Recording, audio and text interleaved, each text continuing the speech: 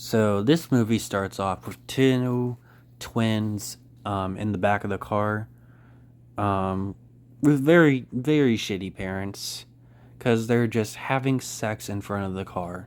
In the car, in the front seats, while they're in the back of the car. Which apparently they're not they're not phased at all about it because they like look at their parents and then just leave. So it's something that clearly happens often. One of the twin brothers goes and kills this random couple, and since they're twins, he hands his brother the knife and pretends that he was the murderer. So his brother gets sent to a mental asylum, and he just gets to live freely for who knows how long. I think it was about like 10 years or something. Um, for whatever reason, he had killed those people randomly, framed his brother randomly. And then he just doesn't kill anybody for like 10 years. Why'd he do that in the first place? Did he have a problem with his brother or something? I never explained what his reasoning for framing his brother and killing that random couple was. He was like a little kid at that point. Um, it was weird. Um, eventually the good brother who went to the mental asylum escapes. So he starts killing people and trying to blame his brother again. He's about to let this one guy go that worked with the therapist that he had in the mental asylum, and he ends up mentioning his suspicions of him being the actual killer instead of his twin brother that was locked up for it. He was like, "Hey, I think it was you. Your therapist said that she thinks you did it. She doesn't think your brother did it." So he just fucking kills him. So, he kind of got himself killed right there. And, the therapist's kill was brutal. She gets ripped in half. They don't fully show it, but they show what happens after. Because, it was a more of a low budget movie.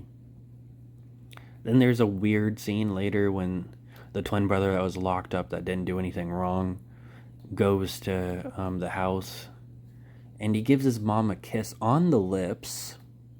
That was odd, to say the least. He kills a few more people.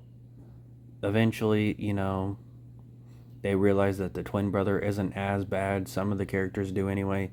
Most of them don't, which causes a lot of them to die. There's a reoccurring line for whatever reason. It's kind of cool to the second time. The first time it's just kind of random, where there's blood on his shirt and he licks the blood on his hand and says it's not cranberry sauce. I don't know why he would say that. It's not like anybody said anything about cranberry sauce in the movie at all. Um, they could have had our guy ask him what was on his shirt and him say something about it being cranberry sauce, and then later him saying to himself that it wasn't cranberry sauce. But he literally just says it for no reason. He's just like, it's not cranberry sauce, it's random. Does not make any sense. And he says it two more times later in the movie. Then he tries to kill his girlfriend because he loves her or something. And he starts taunting her, showing her all the dead bodies and stuff. He grabs one of them and grabs his arm and waves the dead hand at him for some reason, at her. And he just starts taunting, even though the whole time he's been killing people. Eventually, the mom decides to kill the son, but she actually thinks it's the twin brother that's been locked in the mental asylum, not the one that she's been taking care of for like 12 years. So when she shoots him, she's like, "Oh, we're gonna spend our life together," and she says his name, but he's like, "Oh no, I'm somebody else," and they both start repeating his name, and then eventually she just shoots herself in the fucking head. Um, it kind of came out of nowhere, but I guess it kind of makes sense. It shows that she never really cared about her other son, so her killing the one that's the real killer, you know, wasn't too surprising that she killed herself, but it does come out of nowhere. And now there's only one survivor besides him, and that's one of the friends, and she takes off with a baby after the guy shoots himself. And it was just very weird that fucking